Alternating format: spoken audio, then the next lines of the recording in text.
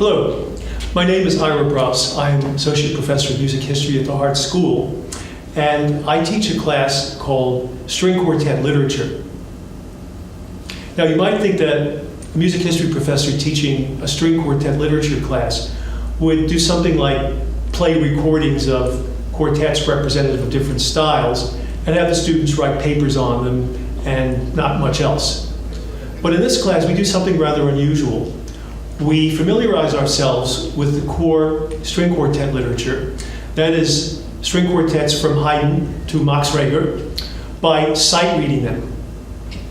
And by doing this, we learn about the history of the string quartet, we learn about its structure, and we learn about performance problems. Sort of combines history, theory, and performance in one class.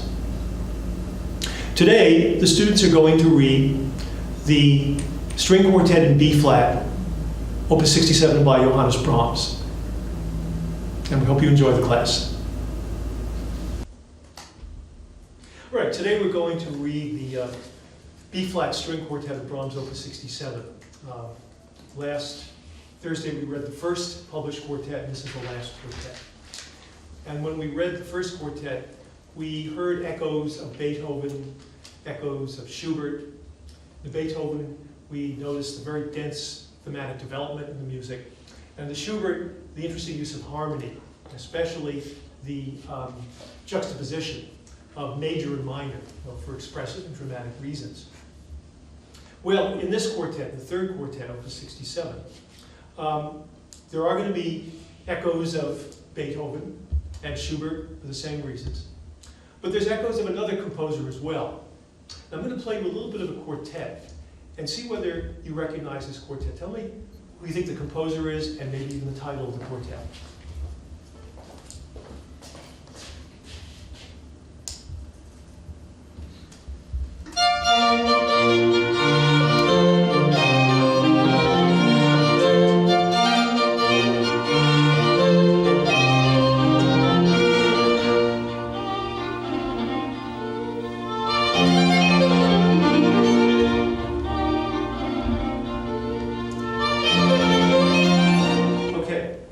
Anybody know who the composer is or the title of that piece? Yes? It's the Hans Mozart String Quartet. Yes, it's the Hun Quartet of Mozart. Yeah, it's one of the Haydn quartets, one of which we read several weeks ago. We read K421. This is another quartet in that group. And as far as you know, Mozart did not subtitle it the Hun Quartet, but somebody else did. Anybody want to guess why this carries the subtitle the Hunt Quartet? Think about topics. When we study topics, subjects of musical discourse, characters, yeah. Horn calls. Horn calls, yes. Yeah, which we associate with a hunt scene. And also we associate in a hunt scene the hunters and also what? The horses, right? There's a kind of a rhythmic aspect too. Okay, keeping that in mind, let's take a look at the score of this Opus 67 quartet. It has 4 movements. And we're just going to look at some very basic things about the style of the music and the rhythmic notation, especially, which is kind of interesting. Okay, everybody has a score. Oh, I'm sorry, I took your score. Okay, yeah. Just looking at the first movement, what do you see there? I should tell you that the Mozart quartet, the Hunt quartet, also happens to be in the key of B-flat, just a coincidence. It also happens to be in 6/8. What's happening? Just looking at the first maybe 30 measures of this piece.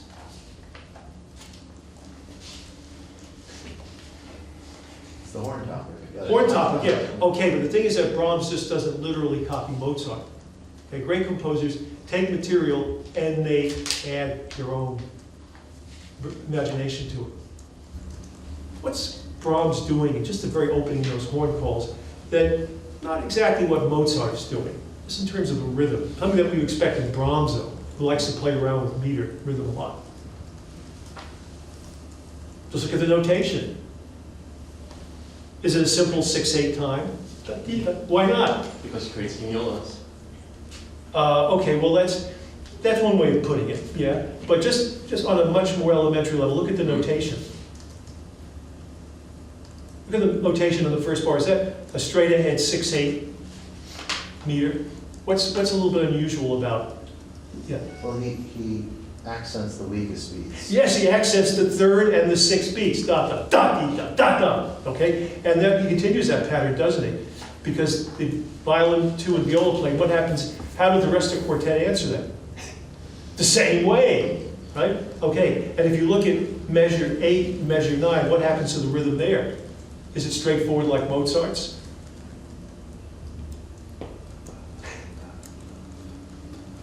Let's say measures 9 and 10. What's happening 9 and 10 with? Is it a simple 6/8 meter? Modulates 3/4. Well, I don't know if he modulates, but what does he do? He doesn't write a 3/4 signature, but what he does, the groupings, we usually think 1, 2, 3, 4, 5, 6, and in measure 9, the grouping is more what? 3/4. Yeah, well, yeah, okay. 1, 2, 3, 4, 5, 6, as opposed to 1, 2, 3, 4, 5, 6. So he's going back and forth like that between the two. Interesting kind of argument there, isn't there?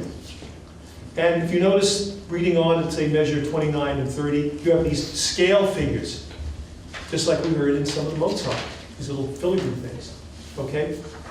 Now, anything else? Just keep on reading ahead. Is there anything a little strange about the metrical notation? This is written in 6/8 time, right? Does it stay consistently in 6/8? And when I say consistently in 6/8, I mean, do you see the meter 6/8 not changing in the notation? Or does he change the meter anywhere? Just reading ahead. Just read that in the score. 2/4, 58. Is it 2/4? Yes. And what notes are the cello playing here? There's the cello player. F naturals. Yeah, and this is a B-flat quartet, isn't it? What does that tell us about the big design of this first movement? He's going back and forth, F, C, F, C, F, in a B-flat major quartet. And he changes the meter signature. What is he telling us here about the thematic structure? It's a pretty dramatic change, isn't it? Yeah. Take a guess. No. This is a sonata form, right? So it's the second theme? It's the second theme, yes. But it's a pretty radical departure from second themes where he actually changes the meter and he also changes the character, right? The very beginning is bop, bop, bop, bop, bop, bop, bop, or bop, bop, bop, bop, bop, bop, and then all of a sudden bop, bop, bop, bop, bop, bop, bop, bop, bop, bop, bop, bop. What does that remind you of in terms of a hunting scene? Gallop. Okay, well the opening is like a gallop, but when horses move slowly and more smoothly, what do we call that? Anybody? Canter. A canter, yes, like a canter rhythm as opposed to a gallop, okay?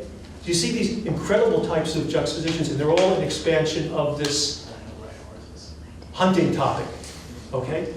Now, what's interesting about this is that one of the things about romantic music that we discovered is that there's an awful lot of tension, almost irreconcilable tension, like what we find in classical music.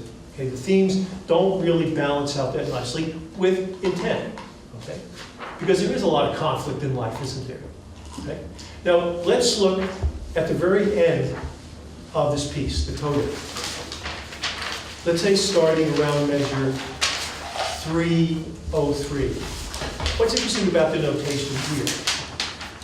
Look at all the parts. Actually, you should probably start at measure 270, which is a recapitulation of the second theme in the tonic. Right? That's that cantering type of, it's on B flat as we expect. Okay, now just follow that to the end. Okay, that's in 2/4 time, right? What happens in the rest of the texture in terms of the rhythmic notation? Everybody playing 2/4 to the end, or what happens? Some people play 6/8. Some people play 6/8 and they play 2/4 exactly at the same time. So he's clashing them together like this. And look what happens on the very last page, around measure 325, 326.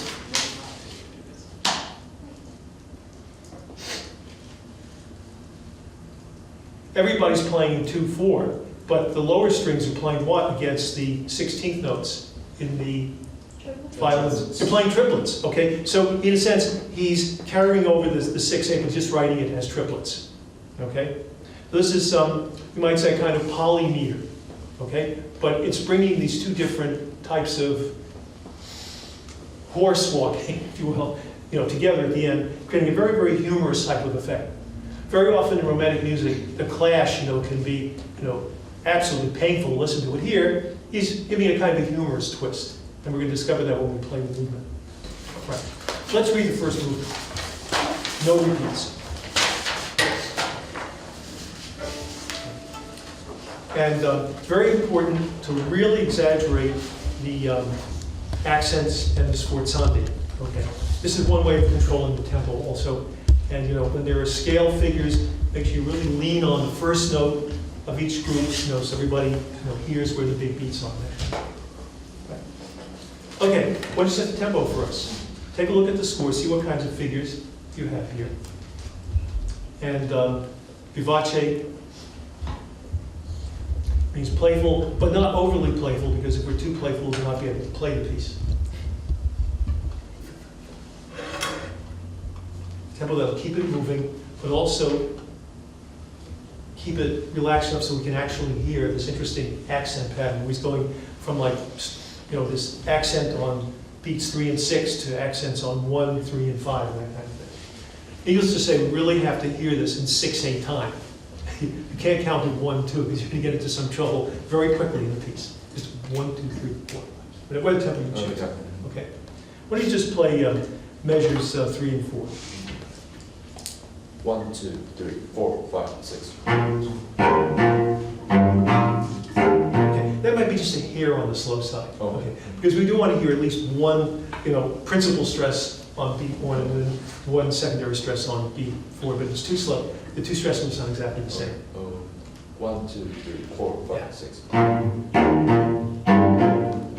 why don't you just play measures 3 and 4 with Michael, so we get a basic balance here. 1, 2, 3, 4, 5, 6. Great, okay. No faster than that. Ready? Okay, why don't you just count off 1 minute? Who starts this? Which instrument starts? Second volume is zero. Okay. All right, so just count off 1 measure and then 1, 2, 3, 4, 5, 6. 4, 5, 6.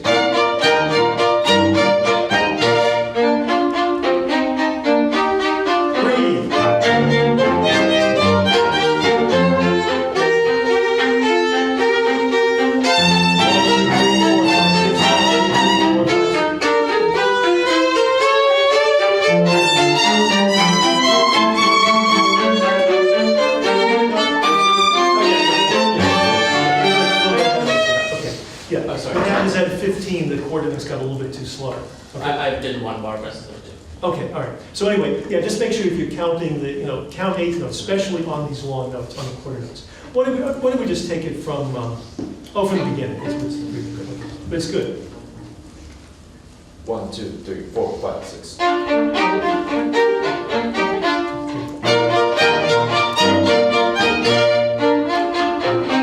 Second violin.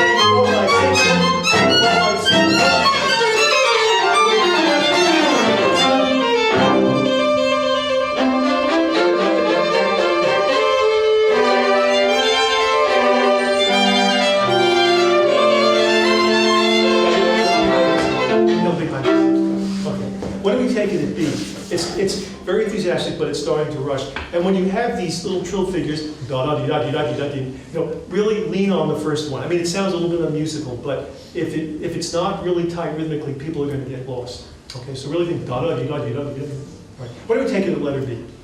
Where are we in the structure, by the way? Where are we in the sonata structure? Anybody want to take a guess? The second scene. Transition. Transition. Okay, why are we in the transition? What's the dead giveaway note here? And it's in the cello. D natural. Okay, but also what? The C, right? Because the C is the 5 of 5. Right on, right on. Yeah, why don't you just count, just really hold back. Yeah, it's good, but just don't let it get out of hand. Okay. 1, 2, 3, 4, 5, 6.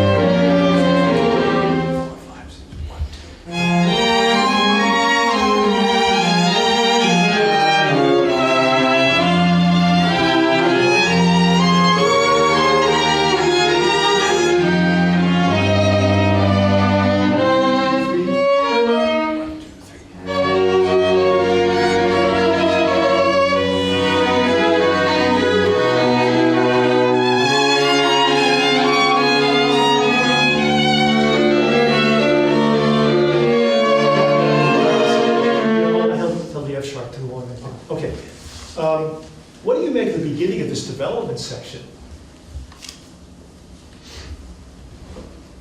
Have we heard that tune before? From the Yeah. beginning.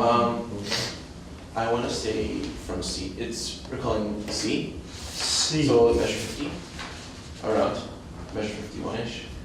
Well, it's the same mood, but it's not the same tune. I mean, those are arpeggios, and this is melodic, it's just stepwise motion. Just keep your ear on that tune. It's going to play a very interesting role. I will tell you that sometimes in development sections, composers sometimes introduce new themes.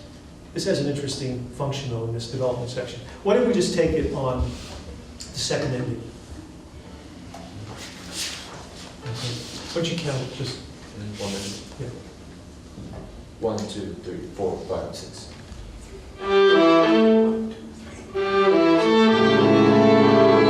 Breathe.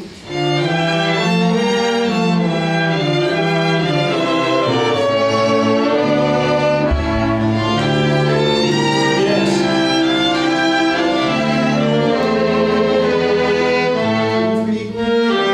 1, 2, 3.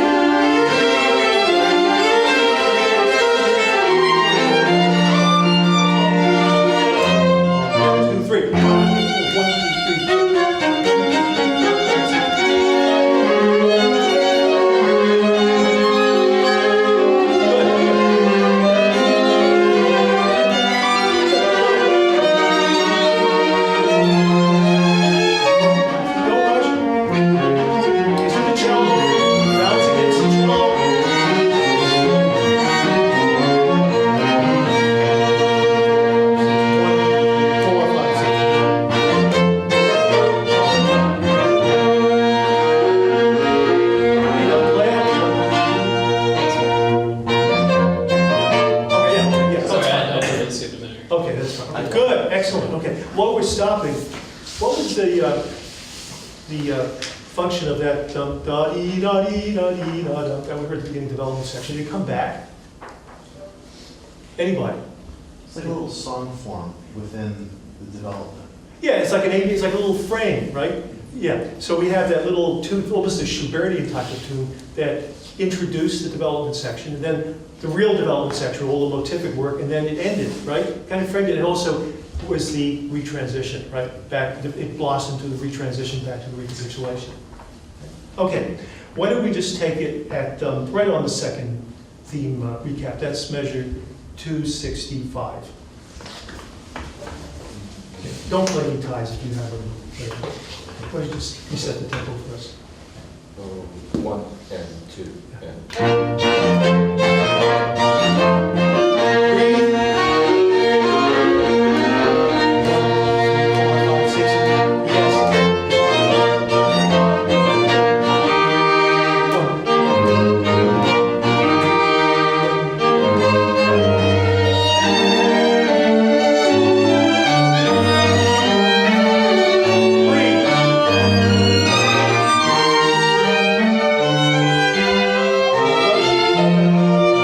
Breathe.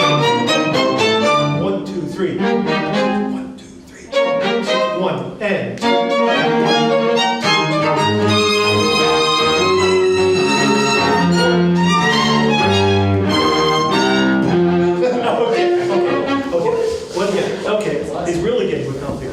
what you do here is, in the if you're playing the lower parts, you just take out the 3 and imagine it at 6/8 time.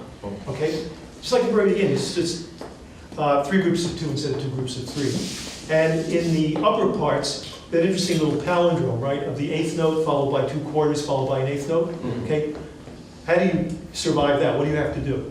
Count, subdivide. Into 6, right? Okay? And make sure you really separate it. Okay? But the thing is, everybody has to hold their own here. Don't listen to them. Okay? Just count 1, 2, 3, 4, 5, 6, right? And you count 1, 2, 3, 4, 5, 6. You know, it's 1, 2, 3, 4, 5, 6. Right? All right. Why don't we take it 2 before M?